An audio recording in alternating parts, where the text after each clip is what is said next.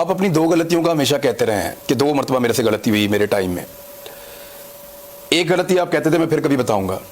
Is it the right time? आपने general Bajwa को extension देकर वाकई गलती की थी? बहुत बड़ी गलती की थी, और कभी किसी को एक्सटेंशन नहीं मिलनी चाहिए फौज में। मैं ये बिल्कुल कन्विंस्ड हूँ, बल्कि मैं तब भी ये सोचता था, लेकिन हालात ऐसे बना दिए गए कि जी देखें ये हो जाएगा, इसको स्टेबिलिटी की ज़रूरत है, ये है वो है। हम नए नए पावर में आए थे, प्रॉब्लम्स इतने ज़्यादा थे हमारे ऊपर। एक तरीके लबैक वाला वो खड़ा था, नहीं फजलुर रहमान भी पहुंच गया था धरने के लिए। वो ये अजीब चीजें होती है ना, ये अब तो हम पीछे जब देखते हैं ना, तो जब काम करवाने हो तो ये एकदम हो जाती है चीजें, आप एकदम कोई कठपुतलियां आ जाती हैं यहाँ से वहां से। खैर वो तब मुझे इतना अंदाजा नहीं था। तो ये गलती आपसे एक्सटेंशन की हो गई, और उसके बाद सारी जमातों ने मिलकर जब एक्सटेंशन दी जनरल कमर जावेद बाजवा साहब को, जिस तरह तमाम अरकान पहुंचे और पहुंच के उन्होंने वोट डाला, जैसे शादी में पंजाबी में कहते हैं न्यूंदरा डालने आए हैं।